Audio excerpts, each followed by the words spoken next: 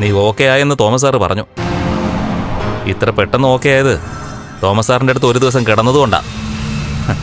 അദ്ദേഹത്തിൻ്റെ ചികിത്സയിലടാ. അല്ലെങ്കിലേ എൻ്റെ തല്ലുകൊള്ളുന്നതും തെരണ്ടിവാലിന് അടികൊള്ളുന്നതും ഒരുപോലെയാ. പെട്ടെന്നൊന്നും മുറിവ് ഓടിയും ചതവൊന്നും നേരെ ആവത്തില്ല. മാർക്കോ, ദൈവത്തോർത്ത് ഇനി എന്നെ ഒന്നും ചെയ്യരുത്. മാർക്കോ എന്ന് വിളിക്കാതെ അണ്ണാന്ന് വിളിക്കടാ. അണ്ണാ, ശരീരത്തിനൊക്കെ ഇപ്പോഴും നല്ല വേദന ഉണ്ട് അണ്ണാ. ഇതൊന്നും വേദന അല്ലടാ. തോമസ് സാറിൻ്റെ ചികിത്സ കൊണ്ടും നീ നേരെ ആവാത്ത പരുവത്തിൽ നിന്നെ ഞാനാക്കും. നീ മര്യാദയ്ക്ക് ജീവിച്ചില്ലെങ്കിൽ മഹാലക്ഷ്മിയുടെ പൂർണ്ണ സംരക്ഷണം ഞാൻ ഏറ്റെടുത്തിരിക്കുക. അതുകൊണ്ട് മഹാലക്ഷ്മിക്ക് എന്തെങ്കിലും ആപത്തുണ്ടായ അതെനിക്ക് വേദനിക്കുന്നതിന് തുല്യമാടാ. പിന്നെ നിന്നെ ഞാൻ വെറുതെ വെച്ചേക്കില്ല. ഓ, ഇനി ഞാനായിട്ട് ആർക്കും ഒരു ശല്യം ഉണ്ടാക്കില്ലണ്ണ. പക്ഷെ അപ്പോഴും അണ്ണനൊരു കാര്യം ഓർക്കണം. അണ്ണനോട് കൊടും ചതിയാ ആ മഹാലക്ഷ്മി ചെയ്തിരിക്കുന്നത്. അതൊന്നും നീ അറിയേണ്ട കാര്യമില്ല. മഹാലക്ഷ്മി കണ്ണൻ സാറിനോട് കൊടും ചതി ചെയ്തെങ്കിൽ അതിനുള്ള ശിക്ഷ അവർക്ക് ദൈവം കൊടുത്തോളും. ഇവിടെ നിന്നെ പോലൊരു സാത്താൻ ദൈവമാകാൻ ശ്രമിക്കണ്ട. മനസ്സിലായടാ? മനസ്സിലായണ്ണ. എടാ, അന്ന് നിന്റെ കയ്യും കാലും തല്ലി ഓടിക്കുന്ന സമയത്ത് വേണമെങ്കിൽ നിന്നെ കൊണ്ട് മഹാലക്ഷ്മിക്കുള്ള ശല്യം ഇന്നേക്കായിട്ട് ഒഴിവാക്കായിരുന്നു.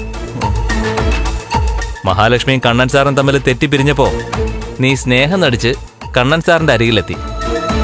ആ സ്നേഹം ആത്മാർത്ഥത ഉള്ളതാണോടാ?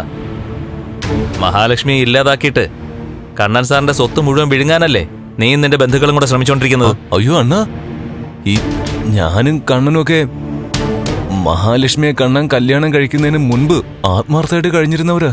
നീ അതിനെപ്പറ്റി കൂടുതലൊന്നും പറയണ്ട. നിന്റെ ആത്മാർത്ഥതയെപ്പറ്റി കണ്ണൻ സാർ എന്നെ എന്നോട് ഒരുപാട് പറഞ്ഞിട്ടുണ്ട്. നിനക്കൊക്കെ ഒരു അവസരം കിട്ടിയപ്പോൾ അത് പരമാവധി മുതലെടുക്കുക എല്ലാവരും കൂടി. ഇനി ഒരുത്തനും കൂടി ഉണ്ട് കണ്ണൻ സാറിന്റെ വീട്ടില്.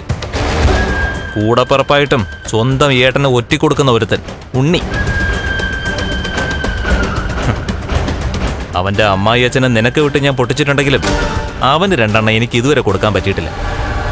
മിക്കവാറും ഈ പോക്ക് പോവുകയാണെങ്കിലേ അവന്റെ ശരീരവും നോവും.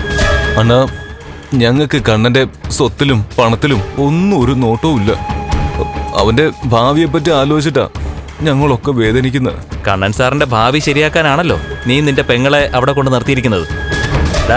മര്യാദയ്ക്ക് അവളെ കൊണ്ടുപോയിക്കോണം. കണ്ണൻ സാറും അവളും തമ്മിലുള്ള കല്യാണം എങ്ങാനും നടക്കാൻ പോകുന്നെന്ന് ഞാൻ അറിഞ്ഞ അവളെയും തല്ലും നിന്നെയും തല്ലും. പിന്നെ നിന്റെ അച്ഛനെയും അമ്മയും തല്ലി ശരിപ്പെടുത്തി കളയും ഞാൻ. അതൊക്കെ മനസ്സിൽ വെച്ചോണ്ട് വേണം ബന്ധങ്ങൾ ഊട്ടി ഉറപ്പിക്കാൻ. മനസ്സിലായോടാ? മനസ്സിലായി അണ്ണ. അതുകൊണ്ട് ഇനിയിപ്പോ അണ്ണൻ പറയുന്നത് പോലെ ഞാൻ ചെയ്യുള്ളൂ. അങ്ങനെ നിനക്ക് കൊള്ളാം.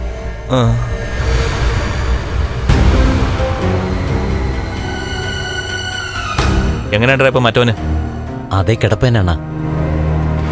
അവൻ കയ്യും കാലും ഒന്നും ചലിപ്പിക്കുന്നില്ലല്ലോ, സംസാരിക്കുന്നില്ലല്ലോ. എന്തിനാണ് അത് ചോദിച്ചപ്പോ അവനെ നോക്കുന്നേ? ഏയ് ഒന്നുമില്ല. ഇല്ലണ്ണ.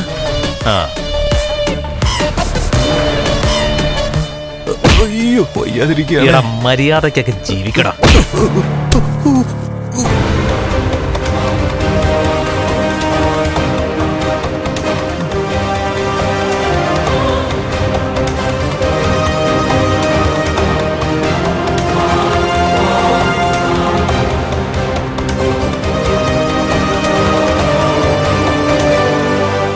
സതീശേ, കണ്ണനും മഹാലക്ഷ്മിയും തമ്മില് നമ്മൾ കരുതുന്ന പോലെ ഒരു അകലം ഉണ്ടെന്ന് എനിക്ക് തോന്നില്ല. അത് ബുദ്ധിമാനായ ഒരുത്തന്റെ തിരക്കഥയാണോന്ന് എനിക്ക് സംശയമുണ്ട്. പഠിക്കുന്ന കാലത്ത് അരയ്ക്ക് താഴോട്ട് തളർന്നെങ്കിലും അവന്റെ തലച്ചോറ് നല്ല തെളിഞ്ഞ തലച്ചോറ. മാത്രമല്ല, അവൻ വക്കീല, അവന്റെ കൂട്ടുകാരൻ അനന്തവും.